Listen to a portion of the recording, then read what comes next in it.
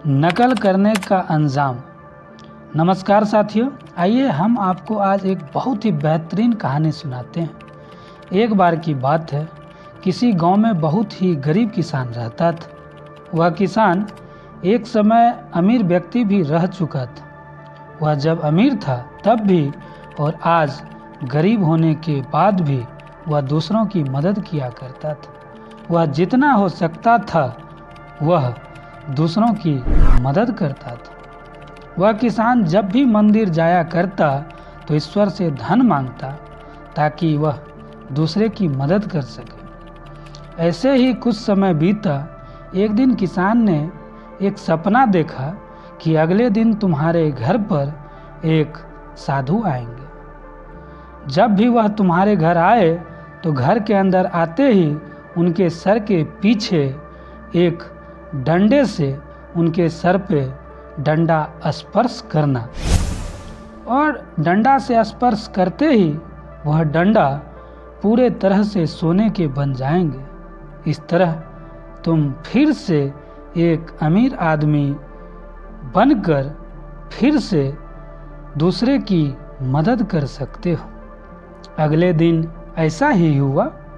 उस किसान के घर पर एक साधु ने दस्तक दिया। यह किसान पहले से ही डंडा लेकर तैयार था। जैसे ही वह साधु घर के अंदर आया, किसान ने डंडा निकाला और डंडे से उसके सर के पीछे स्पर्श किया और वह पूरी तरह से सोने के बन गए। अब यह सब कुछ एक नाई ने देख लिया। यह नाई किसान के घर बाल काट रहा था। उस नाई ने सोचा, अगर साधु को डंडा से मारने पर डंडा सोने का बदलता है तो मैं भी इस काम को कर सकता हूँ। और उसने उस तरीके से वह भी अमीर बन सकता था। मुझे भी साधुओं को डंडे से मारकर अमीर बनना चाहिए। उस किसान ने तो बस एक ही साधु को डंडा से मारा।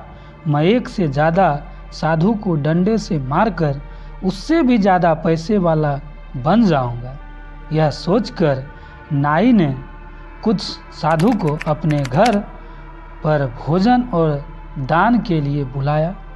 साधु भी परेशान थे कि जो नाई हमें कभी कुछ भी दान नहीं दिया, वह आज भोजन भी खिलाएगा और दान भी देगा। वैसे भी वह साधु नाई के बताए समय पर नाई के घर पहुंच गए। नाई ने अपनी सारी तैयारी पहले से ही कर रखा था। जैसे ही साधु नाई के घर के अंदर गए, नाई ने अपने घर का दरवाज़ा बंद कर दिया।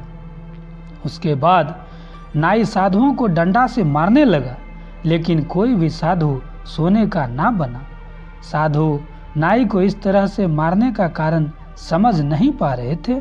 कुछ समय मार खाने के बाद सभी साधुओं को बहुत तेज गुस्सा आया।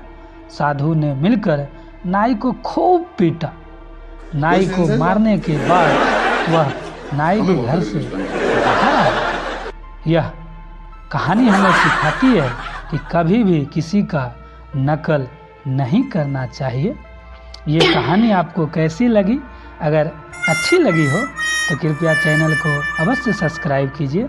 साथ ही वीडियो को लाइक कीजिए, ज़्यादा से ज़्यादा शेयर कीजिए। आप इतना प्यार और समर्थन देते हैं, इसके लिए आपका बहुत बहुत आभार।